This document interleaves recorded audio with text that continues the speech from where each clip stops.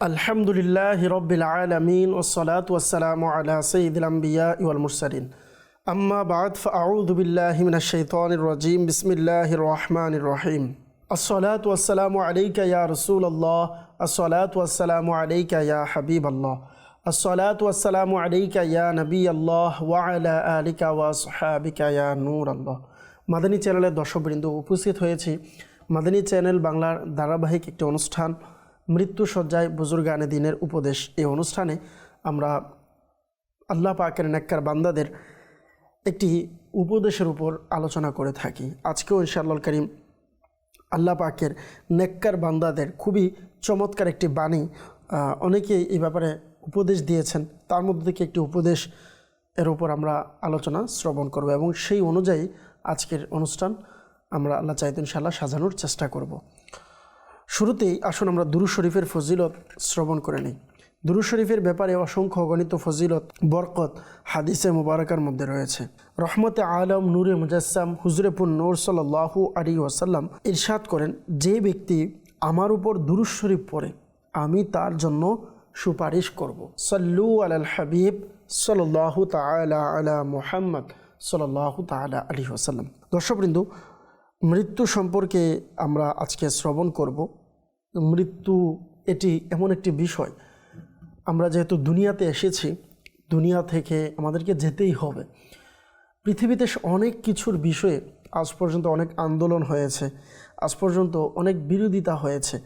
একটি বিষয়ের উপর কারো কোনো ব্যক্তি, কোনো ধর্ম, কোনো সংগঠন, কোনো কিছুই একটি বিষয়ের ব্যাপারে আজ পর্যন্ত আঙ্গুল তুলতে পারেনি, কোনো প্রশ্ন করতে পারেনি, আর তা হচ্ছে মৃত্যু। সকলকেই মৃত্যুবরণ করতে হবে। আমরা যদি দেখি, মৃত্যু এর জন্য না সময় আছে, না বয়স আছে, না সিরিয়াল আছে। এটি এমন একটি গুরুত্বপূর্ণ বিষয়। দুনিয়াতে যেহেতু এসেছি, মৃত্যুর স্বাদ আমাদেরকে গ্রহণ করতে হবে। আর এই ব্যাপারেই আসুন একটি বাণী আমরা শ্রবণ করি। হযরত আবু হুরাইরা রাদিয়াল্লাহু তাআলা আনহু থেকে বর্ণিত, আল্লাহর রসুল মা আমেনার বাগানে সুবাসিত ফুল হুজুরে পুন নূর সাল্লাল্লাহু আলাইহি ওয়াসাল্লাম ইরশাদ করেছেন, সূর্য উদিত হওয়ার আগে এবং সূর্য অস্ত যাওয়ার আগে তোমরা যত্নবান হও। হুজুর সাল্লাল্লাহু আলাইহি সাল্লামের এই উপদেশ আমার আপনার জন্য খুবই গুরুত্বপূর্ণ একটি বিষয়। সূর্য উদিত হওয়া এবং সূর্য অস্ত যাওয়া, সূর্য উদিত হওয়া থেকে অস্ত যাওয়া এটা দৈনিক হয়, সকাল সন্ধ্যায় সকাল সন্ধ্যায়। তাহলে আমরা যদি শুধু এই দিক থেকেও চিন্তা করি, কমপক্ষে যেন আমরা দিনে 2 বার করে মৃত্যুর প্রস্তুতি নেই এবং মৃত্যুর কথা স্মরণ করি, আখিরাতের প্রস্তুতির জন্য যেন নিজেকে মৃত্যুর জন্য প্রস্তুত করি বলা হয়েছে। এবং অপর জায়গাতে আল্লাহ রসুল সাল্লাল্লাহু আলাইহি ওয়াসাল্লাম ইরশাদ করেছেন, তোমরা মৃত্যুকে বেশি বেশি স্মরণ করো, কেননা তা সব আনন্দ নষ্ট করে দেয়। জি হ্যাঁ, আমরা দুনিয়াতে এসেছি, অনেক সময় আমরা শয়তানের ধোঁকায় পড়ে বিভিন্নভাবে আমরা কিন্তু আনন্দে উল্লাসে আত্মহারা হয়ে যাই। তো নিজেকে যদি আখিরাতের জন্য প্রস্তুত রাখতে চাই, তাহলে আমাদের একটি কাজ করতে হবে, তা হচ্ছে মৃত্যুকে বেশি বেশি স্মরণ করতে হবে। মৃত্যুর ব্যাপারে আল্লাহ পাক রব্বুল আলামিন কুরআনুল কারীমের মধ্যেও ইরশাদ করেছেন, কুল্লু নাফসিন যায়িকাতুল মাউত। প্রত্যেক জানদার, যার প্রাণ আছে, তাদেরকে মৃত্যুর স্বাদ গ্রহণ করতে হবে। এবং আমরা যদি দেখি অপর আয়াতে মুবারকায় আল্লাহ পাক রব্বুল আলামিন মৃত্যুর ব্যাপারে বলেছেন যে প্রত্যেক ব্যক্তির একটি সময় নির্ধারিত রয়েছে। যখন ওই নির্ধারিত সময়, মৃত্যুর সময় আসবে, তখন 1 সেকেন্ডের জন্য দেরি করবে না এবং 1 সেকেন্ড পূর্বেও মৃত্যু আসবে না। অর্থাৎ আল্লাহ পাক ব্যক্তির জন্য, বান্দার জন্য, মানুষের জন্য, প্রাণীর জন্য, যাদেরকে আল্লাহ প্রাণ দিয়েছেন তাদের জন্য যে একটা নির্ধারিত সময়, যে সে এতদিন বাঁচবে, সে দুনিয়াতে এতদিন থাকবে, এটার থেকে 1 সেকেন্ড দেরিও হবে না, 1 সেকেন্ড পূর্বেও কেউ মৃত্যুবরণ করবে না। তাহলে বোঝা যায় যে আমি আপনি যতই চেষ্টা করি, আজকে যদি আমরা একটু পিছনের দিকে তাকাই, আজ থেকে 100 বছর পূর্বে যারা ছিল তারা এখন বর্তমানে আছে? কেউ নেই আমাদের মাঝে। আবার যদি আমরা দেখি এখন 2026 সাল, একটু যদি চিন্তা করেন 3001 সাল 3002 সাল যখন আসবে, তখন কি আমরা থাকবো? কেউ থাকবো না। না আমাদের অস্তিত্ব থাকবে, না আমাদের এই দুনিয়ার ব্যস্তময় দুনিয়া, না এর সঠিক কোনো কিছু থাকবে। অর্থাৎ আল্লাহ পাক বান্দার জন্য যেটা রেখেছেন, দুনিয়ার যখন যেটা ফাইসালা রেখেছেন আল্লাহ তাআলা, হয়তো এমনটাই হবে, কিন্তু আমি আপনি কিন্তু থাকবো না। শুধু এতটুকু যদি চিন্তা করি, আজ থেকে 150 বছর বা 200 বছর, অনেক সময় তো আমরা 100 বছর অনেক মানুষ বাঁচে, হাজারে একজনও পাওয়া যায় এরকম, বা অনেকের গ্রামেও থাকে যে 100 বছর পর্যন্ত বেঁচেছে। কিন্তু আপনি যদি 200 বছর ধরেন যে আমরা 200 বছর পর কি থাকবো, কেউ আমরা থাকবো না। তো এই মৃত্যুর জন্য আমাকে আপনাকে প্রস্তুতি নিতে হবে। আল্লাহ পাক আমাদেরকে আমল করার তৌফিক দান করুক, আমিন। মৃত্যু, এই যন্ত্রণা এটা কেমন হতে পারে, আসুন এ ব্যাপারে আমরা শ্রবণ করি। আমিরুল মুমিনিন হযরত সাইয়েদনা উমর ফারুক আজম রাদিয়াল্লাহু তাআলা আনহু হযরত কাবুল আহবার রাদিয়াল্লাহু তাআলা আনহুকে বলেছেন, ইনি বললেন যে হে কাব, আমার মৃত্যুর ব্যাপারে কিছু বলো, আমার মৃত্যুর ব্যাপারে আমাকে কিছু বলো। হযরত সাইয়েদনা কাব রাদিয়াল্লাহু তাআলা আনহু বললেন, মৃত্যু বৃক্ষের ওই শাখার মতো যেখানে অনেক কাঁটা রয়েছে। যদি ওই কাঁটাময় শাখাটি কারো পেটে ঢুকিয়ে দেওয়া হয় এবং প্রত্যেকটা কাঁটা একটি শিরা উপশিরায় বিঁধে যায় এবং কোনো ব্যক্তি শাখাটিকে খুব জোরে টানতে থাকে, তাহলে ওই কাঁটাযুক্ত শাখাটি কাটার সাথে সাথে শরীরের মাংস কিছু কিছু অংশ নিয়ে আসবে আর কিছু অংশ শরীরে থেকে যাবে। অর্থাৎ মৃত্যুর যন্ত্রণাটা কেমন হতে পারে এটার একটা মিসাল দেওয়া হয়েছে। তো প্রিয় ইসলামী ভাইরা, একটু যদি আমরা চিন্তা করি যে পূর্বের যিনি অর্ধ পৃথিবীর বাদশাহ ছিলেন, খলিফা যিনি ছিলেন, ইসলামের দ্বিতীয় খলিফা, আল্লাহর রসুল সাল্লাল্লাহু আলাইহি সাল্লাম দুনিয়াতে যাকে জান্নাতের সুসংবাদ দিয়েছেন, আল্লাহ পাক যার কন্যাকে মুসলমানদের মা হিসাবে কবুল করেছেন, উম্মুল মুমিনিন যাকে বলা হয়, হযরত আয়েশা সিদ্দিকা রাদিয়াল্লাহু তাআলা আনহা, এই আয়েশা সিদ্দিকা রাদিয়াল্লাহু তাআলা আনহার হাদিসে মুবারাকা রয়েছে। আমরা যদি দেখি হাদিসে মুবারাকার পরিপূর্ণ একটি ঘটনা রয়েছে যে হযরত উমর ফারুক আজম রাদিয়াল্লাহু তাআলা আনহুর আমল কতটুকু, আল্লাহ রাসূল সাল্লাল্লাহু আলাইহি সাল্লাম এটার উত্তর দিয়েছেন, যার সারাংশ আমরা জানি যে আকাশের যে তারা আছে তারার চেয়ে আরও অধিক যদি আমল থাকে তো হুজুর সাল্লাল্লাহু আলাইহি সাল্লাম হযরত উমর রাদিয়াল্লাহু তাআলা আনহুর কথা বলেছেন। এভাবে অনেক ফজিলত হযরত উমর রাদিয়াল্লাহু তাআলা আনহুর ব্যাপারে রয়েছেন। ইভেন এটাও রয়েছেন যে হযরত উমর রাদিয়াল্লাহু তাআলা আনহুর মতের ওপর, অর্থাৎ উমর রাদিয়াল্লাহু তাআলা আনহু চেয়েছেন, উমর রাদিয়াল্লাহু তাআলা আনহু পছন্দ করেছেন, এমন বিষয়েও আল্লাহ পাক রব্বুল আলামিন কোরআনুল কারিমে এবং বিভিন্ন মাসআলা যদি আমরা দেখি, অনেক কিছু মুসলমানদের জন্য সহজ হয়েছে এবং ইনার শানেও কোরআনুল কারিমে আয়াত নাজিল হয়েছে। তো সেই উমর রাদিয়াল্লাহু তাআলা আনহুর অবস্থা যদি এমন হয় যে ইনি সাহাবীকে বললেন যে আমাকে মৃত্যুর ব্যাপারে কিছু শোনাও। আজকে আমরা যারা আছি এটার থেকে আমাদের শিক্ষা নেওয়া উচিত। আমরা যদি ঘরের কর্তা হয় বা এলাকার সমাজের দায়িত্বশীল ব্যক্তি হয়, কোনো মেম্বার, চেয়ারম্যান, দুনিয়ার কোনো পদ উন্নতি যদি আমরা পেয়ে যাই, তখন আমাদের চলাফেরা, উঠা বসা, কথাবার্তা, লেনদেন কোনো কিছুতে মনেই হয় না যে আমি দুনিয়া থেকে চলে যাব, আমারও মৃত্যু আসবে, যে কোনো টাইমে আমার মৃত্যু আসতে পারে। এই দুনিয়ার প্রেম, দুনিয়ার ভালোবাসা, দুনিয়ার মহাব্বত আমাদের কেমনভাবে ঘিরে ফেলে। অথচ আল্লাহ পাক যার জন্য কোরআনুল কারিমে আয়াত নাজিল করেছেন, যার শানে, আল্লাহ পাক রব্বুল আলামিন যাকে মহাব্বত করেন, আল্লাহ রাসূল সাল্লাল্লাহু আলাইহি সাল্লাম যাকে দুনিয়াতে থাকা অবস্থায় জান্নাতের সুসংবাদ দিয়েছেন, ইনিও মৃত্যুর কথা স্মরণ করতেন। তাহলে আমার আপনার কেমন হওয়া উচিত? আল্লাহু আকবার। বলা হয় শবে মেরাজের রাতে হুজুর সাল্লাল্লাহু আলাইহি ওয়াসাল্লাম জান্নাতের যখন সফর করেছেন, তখন ওমর রাদিয়াল্লাহু তাআলা আনহুর কাছে এসে বললেন যে, হে ওমর,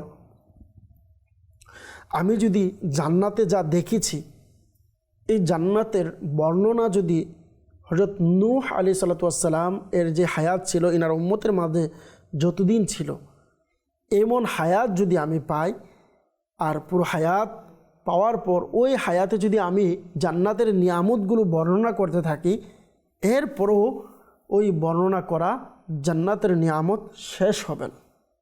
তবে হুজুর সাল্লাল্লাহু আলাইহি সাল্লাম জান্নাতের একটি বালাখানা, খুবই চমৎকার একটি ঘরের কথা বললেন এবং ওই আলিশান মহলের ব্যাপারে হযরত জিবরাইল আলাইহিস সালামকে জিজ্ঞেস করা হয়েছিল যে, জিবরাইল, তুমি কি জানো এই ঘরটা কার? তখন জিবরাইল আলাইহিস সালাম উত্তর দিলেন, যার সারাংশ জিবরাইল আলাইহিস সালাম বললেন, যে সত্য বলে, সত্যের উপর প্রতিষ্ঠিত থাকে এবং মানুষকে সত্যের উপদেশ দেয়, এবং কেউ যদি তাকে সত্যের শিক্ষা দেয় সে রাগ করবে না, এমন ব্যক্তির জন্য। তখন হুজুর সাল্লাল্লাহু আলাইহি সাল্লাম জিজ্ঞেস করেছিলেন যে, ওই ব্যক্তিটা কে, তুমি কি জানো? তখন জিবরাইল আলাইহিস সালাম উত্তর দিলেন, জি হ্যাঁ ইয়া রাসূলুল্লাহ, ওই ব্যক্তিটা হচ্ছে একমাত্র হযরত ওমর রাদিয়াল্লাহু তাআলা আনহু।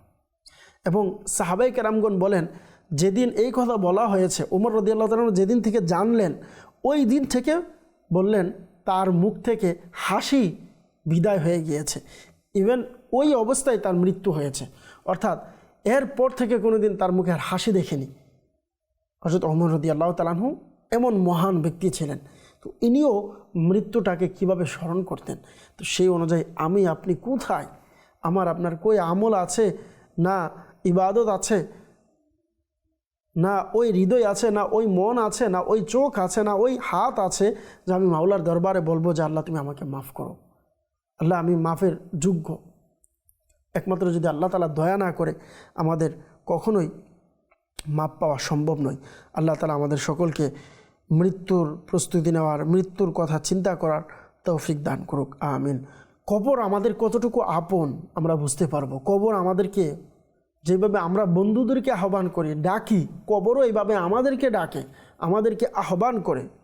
হযরত সাইয়েদনা ফকিহ আবুল্লাহ সমরকান্দি রাদিয়াল্লাহু তাআলা আনহু বর্ণনা করেছেন যে, কবর প্রতিদিন 5 বার এই বলে মানুষকে আহ্বান করে, দিনে 5 বার আমাকে আপনাকে, যারা দর্শক আছেন, যে আমাদেরকে দেখছেন এই মুহূর্তে, যে আমার আওয়াজ শুনছেন, জি হ্যাঁ আপনাকে বলছি, আপনাকেও আমাকেও দিনে 5 বার এই কবর ডাকে। যদিও কবর আমি আপনি স্মরণ করার সময় আমাদের নাই, স্মরণ করার মন মানসিকতা আমাদের নাই, স্মরণ করব সেই স্মরণ শক্তি দুনিয়ার মহাব্বতে, দুনিয়ার ভালোবাসা আমাদের নাই। আল্লাহ তাআলা সত্যিকার অর্থে আমাদের কবরের কথা চিন্তা করার, আখিরাতের চিন্তা করার তৌফিক দান করুক। 5 বার আহ্বান করে, কি আহ্বান করে? নাম্বার 1, কবর বলে, হে মানব, তুমি আমার পিঠে চলাফেরা করছো, অথচ তুমি ভুলে গেছো আমার পেটই তোমার ঠিকানা। নাম্বার 2, কবর বলে, হে মানুষ, তুমি আমার উপর বসে ভালো খাবার খাচ্ছ, অচিরেই আমার পেটে তোমাকে কীট ও পোকায় খাবে। নাম্বার 3, কবর বলে, হে মানব, তুমি আমার উপর হাসছো, শীঘ্রই আমার ভিতর এসে কাঁদতে হবে। নাম্বার 4, কবর বলে, হে মানব, তুমি আমার পিঠে আনন্দ ফুর্তি করছো, অচিরেই বিষাদগ্রস্ত হবে, অচিরেই তুমি বিপদগ্রস্ত হবে, অচিরেই তোমাকে বিপদে ফেলবে, তুমি টেনশনে পড়বে, পেরেশানিতে পড়বে। নাম্বার 5, কবর বলে, হে মানব, তুমি আমার পিঠে বসে গুনাহ করছো, অচিরেই আমার পেটে এসে তার শাস্তি ভোগ করবে। আল্লাহ আল্লাহ আল্লাহ তাআলা আমাদেরকে কবরের প্রস্তুতি নেওয়ার তৌফিক দান করুক। আমাদেরকে অবশ্যই চিন্তা করা উচিত যে আমি আপনি কবরের জন্য কতটুকু প্রস্তুত নিলাম। কবর আমাকে ঠিকই, আমি যেভাবে চলছি আমাকে সেই অনুযায়ী আমাকে আহ্বান করছে, আমি হাসছি, নিজেকে উৎফুল্ল রাখার চেষ্টা করছি সব সময়।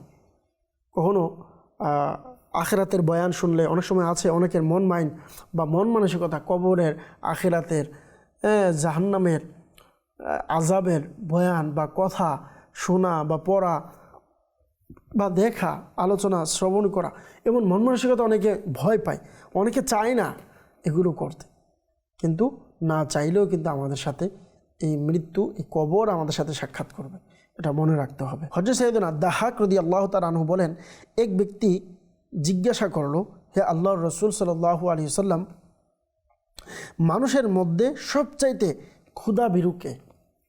সরকার দু আলম সাল্লাল্লাহু আলাইহি ওয়াসাল্লাম ইরশাদ করলেন, যে ব্যক্তি কবর অর্থাৎ কবরের আযাব তথায় পচে গলে যাওয়াকে ভুলবে না, জাগতিক সাজসজ্জা পরিত্যাগ করবে, স্থায়ী জীবনকে অস্থায়ী জীবনের উপর গুরুত্ব দিবে, আগামীকালকে জীবনের অংশ হিসাবে গণনা করে না, নিজেকে কবরবাসীর সঙ্গে গণনা করে, সেই বড় ক্ষুধাভীরু। আল্লাহু আকবার। মাদানী চ্যানেলের দর্শকবৃন্দ, একটু যদি আমরা চিন্তা করি যে অনেক সময় আমরা আমাদেরকে নিজেদেরকে নেককার দাবি করি, নামাজ পড়ছি, রোজা রাখছি, হালাল হারাম বেঁচে খাচ্ছি, নেক আমল তো আমি করছি, আমিও ভাবছি যে আমি ক্ষুধাভীরু, আমার হয়তো তরি পার হয়ে যাবে। হযরত ফারুক আজম রাদিয়াল্লাহু তাআলা আনহু বলতেন যে আমাকে কবরের কথা শোনাও, আমাকে মৃত্যুর কথা শোনাও। হযরত সাইয়েদনা আব্দুল্লাহ ইবনে মাসউদ রাদিয়াল্লাহু তাআলা আনহু বলেন, নিশ্চয়ই তোমরা কালচক্রে ঘুরপাক খাচ্ছ, হঠাৎ তোমাদের মাঝে মৃত্যু চলে আসবে। সৎ কাজের বীজ বপন করলে অচিরেই তা সুফল পাবে, আর অসৎ কাজের চাষ করলে লজ্জাজনক ফলাফল লাভ হবে। প্রত্যেক চাষির জন্য রয়েছে তার ক্ষেত খামার। আমি আপনি যদি ভালো কিছু দুনিয়াতে করি, আখেরাতে এটার ফল পাবো, আর যদি খারাপ কিছুও করি এটার ফলও পাবো। অনেক সময় আমরা বলি মাআযাল্লাহ আখেরাতে দেখা যাবে, কবরে দেখা যাবে, দুনিয়াতে আগে বেঁচে নেই। এই চিন্তা করি, আখেরাতের কখনো ভয় বা আখেরাত আমার আছে এই চিন্তাটা অনেক সময় আমরা করতেও চাই না, আমাদের বুঝেও আসে না প্রায় সময় যে আমরা কেন করবো আখেরাতের চিন্তা। আল্লাহ তাআলা আমাদেরকে বোঝার তৌফিক দান করুক। দর্শকবৃন্দ, আসুন আমরা এখন থেকে প্রস্তুতি নিই মৃত্যুর জন্য। যতটুকু সম্ভব দিনে একবার হলেও একটা সময় বের করে বসি, আমি দেখি যে আমি কবরের কথা চিন্তা করতে পারছি কিনা, আমার আখেরাতের কথা আমি চিন্তা করছি কিনা। আমরা তো দিনে প্রত্যেক সময় একটা সময় বের করি, আমার আয় কত আছে, আমার ব্যয় কত হবে, আমার ঘরে কি কি লাগবে না লাগবে, এগুলোর জন্য চিন্তা করি। আমার আসল যে ঘর, কবরের জন্য কি কি লাগবে এটার জন্য আমরা কতটুকু চিন্তা করলাম। আল্লাহ তাআলা আমাদেরকে বোঝার তৌফিক দান করুন। হযরত সাইয়েদনা ফুজাইল বিন আয়াজ রাদিয়াল্লাহু তাআলা আনহু বলেন যে কিয়ামতের দিন মা ছেলের সাথে মিলিত হবেন এবং বলবেন, হে আমার সন্তান, তুমি কি আমার গর্ভে ছিলে না? তুমি কি আমার দুধ পান করনি? ছেলে বলবে, হে আমার মা, অবশ্যই পান করেছি। অতঃপর মা বলবে, হে আমার প্রিয় সন্তান, আমার পাপের বোঝা খুবই ভারী, এই পাপ থেকে তুমি একটি পাপ তুমি নিয়ে নাও। সন্তান বলবে, হে আমার মা, আমার কাছ থেকে দূরে সরে যান, আমাকে নিজের চিন্তা করতে হবে, আমি আজকের দিনে আপনার এবং অন্য কারো কোনো বোঝা উঠাতে পারবো না। একটু চিন্তা করেন হযরত ফুজাইল বিন আয়াস রাদিয়াল্লাহু তাআলা আনহুর যে বর্ণনা, যে কিয়ামতের দিন মা তার ইহসানের কথা সন্তানকে স্মরণ করিয়ে বলবে, শুধু একটা আমার পাপ, একটা গুনাহ তুমি নিয়ে নাও। সন্তান ওই মুহূর্তে সে নিষেধ করবে যে আমার পক্ষে সম্ভব না। এই জন্য আল্লাহ পাক রব্বুল আলামিন কোরআনুল কারীমের মধ্যে ইরশাদ করেছেন, ইয়াউমা ইয়াফিরুল মারউ মিন আখিহি ওয়া উম্মিহি ওয়া আবিহি ওয়া সাহিবাতিহি ওয়া বানি। কাল কিয়ামতের ময়দানে সবাই দৌড়াতে থাকবে, একে অপর থেকে মুখ ফিরিয়ে ফেলবে। জি হ্যাঁ, মা বাবা, বন্ধু বান্ধব, আত্মীয় স্বজন, ভাই, কেউ তখন কাজে আসবে না, সবাই মুখ ফিরাবে। আল্লাহ তাআলা আমাদেরকে বাস নেক আমল করার তৌফিক দান করুক। ওই মুহূর্তে কাজে আসবে শুধু নেক আমল। আজকে হয়তো একটা গুনাহ আমরা ভাবছি, একটা গুনাহ মাআযাল্লাহ আমরা ভাবছি যে নেকি করতে পারবো, সময় তো আরও আছে, কিন্তু না, মনে রাখবেন কাল কিয়ামতের ময়দানে এই একটা গুনার কারণে অনেক মানুষ বেঁচে যাবে, অনেক মানুষ আটকে যাবে। এই একটা গুনার কারণে অনেক মানুষ জান্নাতে যাওয়ার রাস্তা তার জন্য কঠিন হয়ে যাবে।